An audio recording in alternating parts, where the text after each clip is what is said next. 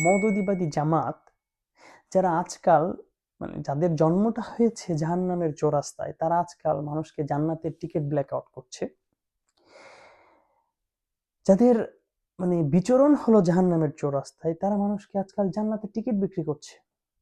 এবং যাদের মানে হাতে গণহত্যার রক্ত, তারা ইনসাফের কথা বলছে। ফানি, এনসিপি এই জুলাই সনদে সাইনই করে নাই।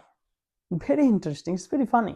এবং তারা এটার পক্ষে কি চায়? মানুষের কাছে চাচ্ছে মানুষ যেন এটা ভোট দেয়, অথচ সেইখানে সাইনই করে নাই। As far age I know, আমার মনে হয় না এখন পর্যন্ত তারা সাইন করেছে।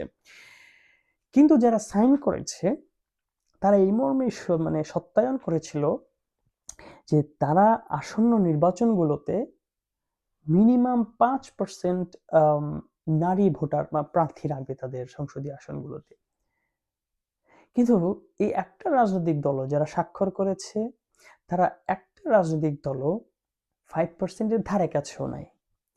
এবং মোস্ট ইম্পর্টেন্টলি মৌদুদিবাদী জামাত যারা আজকাল যাদের জন্মটা হয়েছে জাহান্নামের চৌরাস্তায়, তারা আজকাল মানুষকে জান্নাতের টিকিট ব্ল্যাক আউট করছে।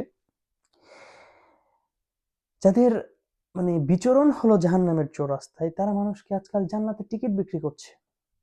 এবং যাদের হাতে গণহত্যার রক্ত, তারা ইনসাফের কথা বলছে। ফানি এবং এক ধরনের আনবিলিভেবল। এবং কিছু মানুষ সেগুলোকে প্রমোটও করছে। এবং এগুলো আই ডোন্ট নো এগুলো মানুষের কাছে কিভাবে এক ধরনের কনজিউম করার মতো খাবার হইতে পারে।